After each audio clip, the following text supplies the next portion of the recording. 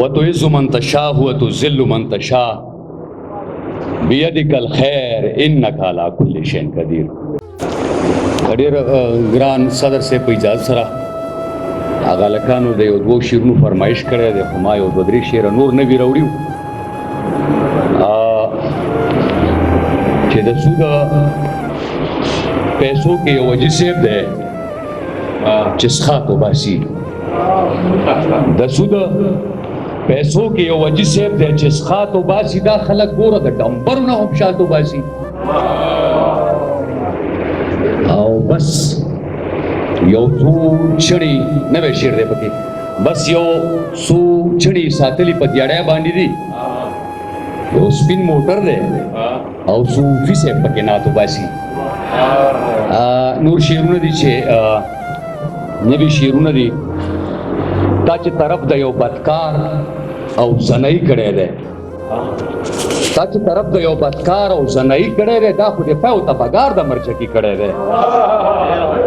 ته خو ګیدړ وې د زمري سر باندې څنګه واغوستا، ته خو ګیدړ وې د زمري سر باندې څنګه واغوستا.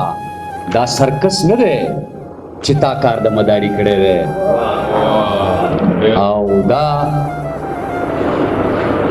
قابلیت نه غواړي کامرانه، قابلیت نه غواړي. دا وطن د مخ مروت دی، موږ ته ګمان پکې چا چرته د سړي کړی دی.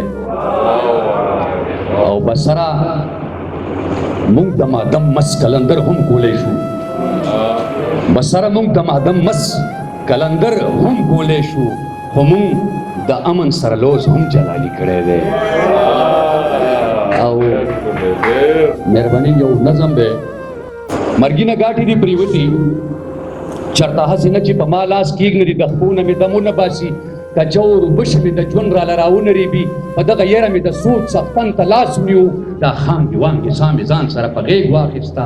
بس دریا بازار ته ووتم په ګڼه ګوڼه، یو مداري کمبخت په لاس کې چجه مار نیولی و، سا مې کلار که د تیلی نه مې ضمیر راوویستو، مداري وژړېدو زرې مار پیټار ته کړلو. ویلې په سترګو باندې ډوندې دا دې سره وړي. ډېرې تلوار نه مې په نیمه نیمه ژبه وویل، ما ویل ضمیر ضمیر ضمیر دی جنګول غواړم. هغه ویل ورک شه مخ دې ورک شه اشتها دې راوړې. زه حق حیران شوم، ما ضمیر او ضمیر ما ته کته، ما ویلې ربه دا ضمیر د محلونو ضمیر دی، خو دی د جانان د بختورو سلګو ښکلی تصویر. ده خو د عیش او د عشرت په پالنګ خوب کړی دی، ده خو د زلفو په تارونو باندې ساز غږولی دی، د پردي حق نه بېنیازه رنګینو کې لوی دی. دا شهزاده دی، دی په خپلو فیصلو کې لوی دی.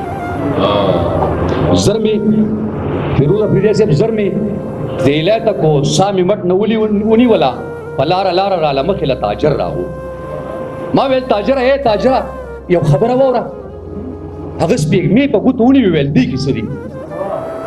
ما د تیلی نه بس بیا هغه چې ضمیر راوویستو چې دا خرڅومه که نه دی به ته به څومره واخلې. هغه ویل پورته که داسې دي دا د ستا ضمیر دی، زه د ګندو څیزونو ګوره بې وبار نه کوم. خو د تاجر غاړه کې هم یوه کڅوړه وه چې پکې تړتکې یې وهلې څه بلا پرته وه. ما شاته چاته که ته سم په عدالت ورغلم، بلا بې دسته ضمیرونه یو قاضي لمبول، بلا بې دسته ضمیرونه یو قاضي لمبول. زه زر راستون شومه په منډه یو کوڅې ته لاړم. په دې کوڅه کې څه د غټو برېتو ځوان ناست و، ویلې په ما پسې راځه د رنګینو ښار ته. دلته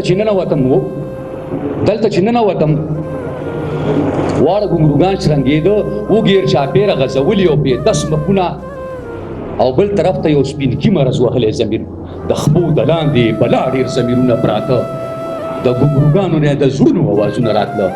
ما ویلې یا الله توبه یا الله توبه دا څه شی دی. ما ویلې ښار پرېږدمه وځم د ساحل طرف ته. هلته چې ورسېدم واره ضمیرونه مړو، په بیله بیله تختلوس او لغړ مړی پروت و. ما په تیلی لاس وردننه کوتر غوندې شوم. ما ویلې وه د ما نه خو ضمیر مړ دی. نو بس سره ما په دغه وخت په مخ راکېښوده چې اوس به د مړي په بدل څنګه ژوندي اخلمه، اوس به د مړي په بدل څنګه ژوندي اخلم.